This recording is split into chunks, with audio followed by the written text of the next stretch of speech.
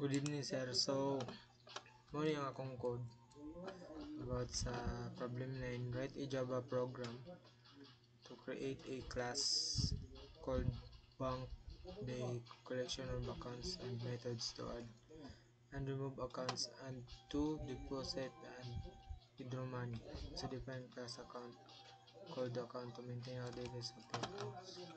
So, dara akong class account para magbilin ang details sa customer on siya yung code. Dara ang class ka bank, which is katong mag add account o mag remove account, then mag view pod sa all account, then mo yung public class main. So i-try na to para na akong program. So dara ang iyang kuan is mo ni ang output. Dito na tong 1 account. Ito na ko si Ralph. Tara, mag-automatic siya. Na account number nga 73115, which is naka-randomize na ni siya. Na number. Yung account added for Ralph. Then kung mag-deposit 300 account deposit to Ralph. Then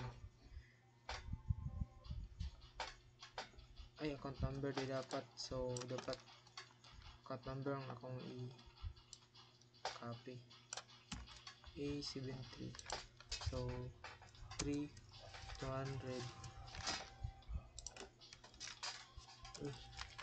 to A73 115. Sa tura na deposit na siya karon pag view na to sa account na balance nga 200 na ko account. Karon mag-add na sa tag isa ka account. Ang kuha niya A3711199 ang iyang account number. Karon mag withdraw tag try bisag walay sulod. So A37199, so insufficient funds na kubutang. Then pag mag withdraw ta sa katong na isulod 100, ito A73115 is move cost deposited ay deposit na ko na pindot 4/4 withdraw tag 100 ay 200 A73115. So karon pag view na to sa account, balance niya 100 na lang ni Ralph niya. Darang kang ang isa na ka account nga walay balance.